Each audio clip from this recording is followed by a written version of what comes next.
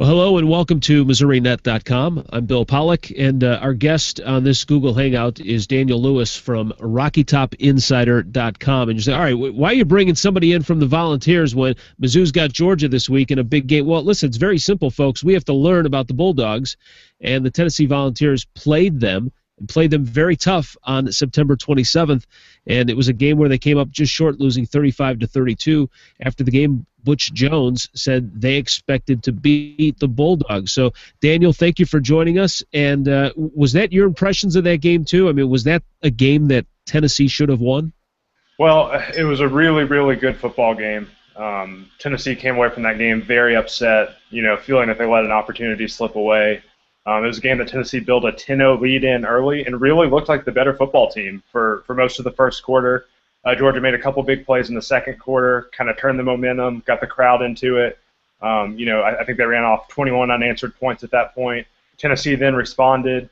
And I think the story at the end of the game was Todd Gurley was just too much. He kind of wore Tennessee down. He's just an elite player, one of the best players I've seen in the SEC in a while. He was just too much for Tennessee, but it was a game that Tennessee really was in. They had an onside kick that they almost got at the end that would have given Tennessee one more chance to score. They had a chance to stop Georgia, and they got a bad spot on the ball, and it was 4th and 3, and maybe it should have been 4th and 7, and then Georgia converted and won the game. But Tennessee definitely had opportunities. It's a game that I think most of the Vols feel like kind of slipped from their fingers. Well, I think anyone that follows the Missouri Tigers or the SEC, no matter how close or how deep, you know the name Todd Gurley, and when you think of Georgia, you think of him. Is he basically their team? Is he basically their offense? I mean, do you have to try to slow him down or somehow shut him down? Do you win the game if you can do that? Generally, yes. I think that's the recipe that anybody, whether we're talking about Tennessee, whether we're talking about Missouri, I think any opponent that faces Georgia, and it's the whole run game. Obviously Todd Gurley is, the catalyst to that. He's the key. But they also got some other, they've got some linemen who are blocking well. They've got a great fullback in Quavon Hicks. They've got a talented freshman named Nick Chubb who's taken some of the workload away from Todd Gurley. Another talented freshman named Sony Michel as well, who's out for a few weeks. So Missouri will dodge him. He did some good things against Tennessee. He actually got hurt in that game. But yeah, Todd Gurley's the key. He's the catalyst. Tennessee put 8 guys in the box, sometimes 9. Tennessee kind of brought in their more physical, strong safety. They have 2 guys that play there, but they brought in the more physical one, walked him up kind of as a 4th linebacker to try to contain Todd Gurley. And really, Tennessee did a pretty good job of it, but he just wore him down and wore him down. And when you looked at the stat lines about the early third quarter, Tennessee was hanging in there. Gurley didn't have a ton of yardage, but just kept going and going, and then he broke a couple big ones. You probably saw the highlights. He jumped over a Tennessee defender. He had another, 50, 60-yard run or so that kind of broke Tennessee's back near the end. So if you can stop him, you're going to have a pretty good chance. There's not a ton of passing attack there for Georgia. Hudson Mason's been struggling. He's definitely a game manager at best. They're actually kind of rotating Bryce Ramsey, a freshman quarterback, in as well to try to get a little more life into the passing game. And they've got some receivers who have been banged up who may be back from Missouri. I know they're still kind of waiting on official word for that. But yeah, you got to start with stopping Todd Gurley. You got to throw whatever resources you have at that to have a chance to beat Georgia. Yeah, I think he ended up with the 209 yards and a 51-yard touchdown run there in that second half. So yeah, they did do a good job of shutting him down up until that point. Tennessee, what type of ball club do you have offensively? Because I think Missouri fans, when you look at least for this year, I think there's a lot of promising things that we see from Tennessee, but we probably figure they're still maybe another year or 2 away with Butch Jones, and I personally like the job he's doing.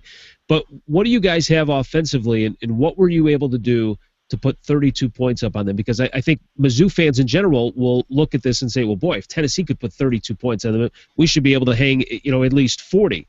That's just homer mentality, but that's what they're thinking. What was Tennessee able to do against Georgia defensively? Well, I think that's a pretty fair mentality for Missouri fans, honestly, because Tennessee has some deficiencies on offense.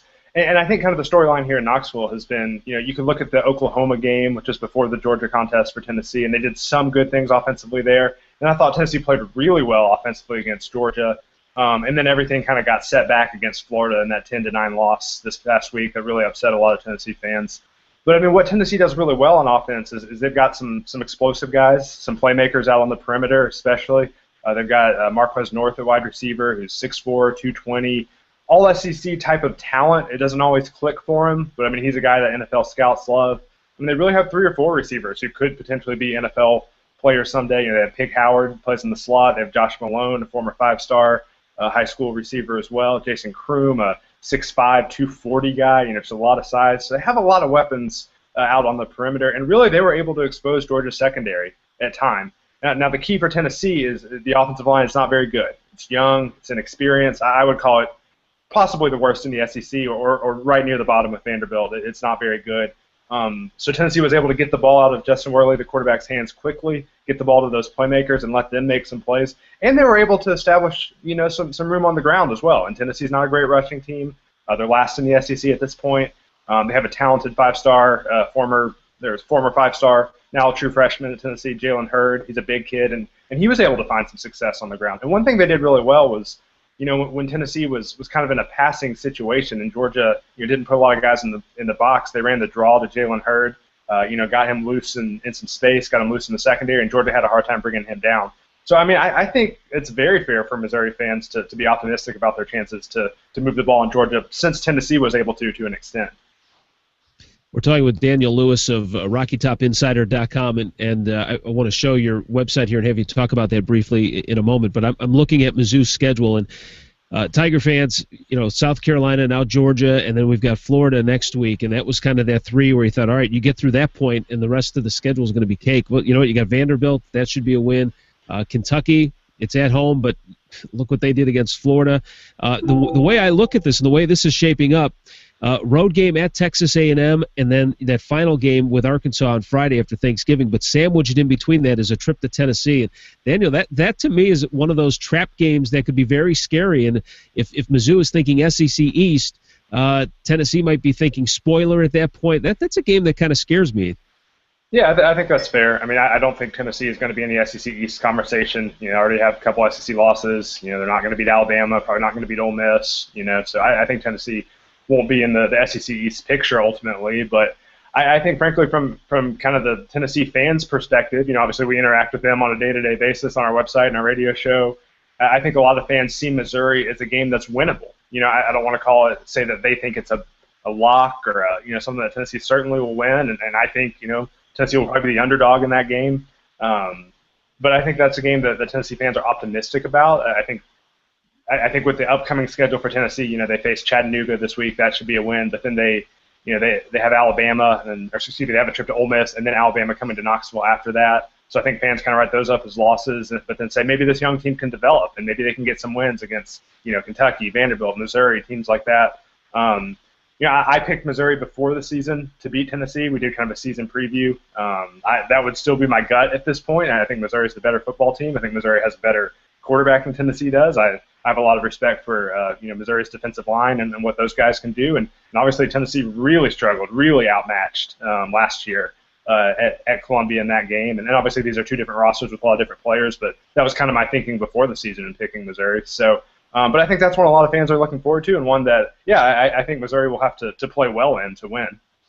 Yeah, I mean, that's one of those games where Tennessee's either going to come in beat up, or they're going to say, hey, look, we played Alabama, we played Ole Miss, we played Georgia, you know, Missouri's the next one. We're not going to back down from anybody. So we'll follow up on that one with you, Daniel, back on the 22nd. All right, so we've got this shot up here of RockyTopInsider.com. Tell us a little bit about this website, just a couple months in the making, right? Yeah, absolutely. Yeah, we're kind of a new company. You know, we've got some multimedia elements. Our website's obviously kind of our hub where everything runs through.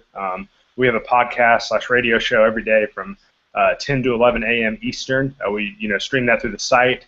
We have an app as well. You can get all that information on the site. And I think what's really good, you know, for fans of other teams in the SEC East, you know, teams that are going to face Tennessee at some point in the season, is you can come to our website and we keep things really simple. You know, we have daily practice reports. We always hit those injury updates. You know, and we're a free site as well. So if you're someone who just kind of follows the SEC East, wants to keep tabs on everybody, but, you know, obviously wouldn't have an interest in subscribing to a Tennessee website or something like that, you know, that money is involved, I'd really encourage you to come to RockyTopInsider.com, just check out our content, listen to our podcast, read those practice reports, read our game previews, read our recaps. Then we have some fun and entertaining content too. We try to keep it light, try to have fun with it. So yeah, I would encourage Missouri fans, Georgia fans, whoever is listening to your show. I think it's a really good place for them to keep up with Tennessee as the season progresses. That's good. I love the website. It is. It's pretty easy to get around. Not cluttered. So I like it. Daniel, let's talk again before this matchup with Mizzou and Tennessee down the road. All right? Yeah, absolutely. Would love to do it. And thanks for having me on today. Yeah, thanks for joining us, and thanks for watching us as we get ready. Mizzou and Georgia this Saturday, 11 a.m. from Faurot Field. I'm Bill Pollock at MissouriNet.com.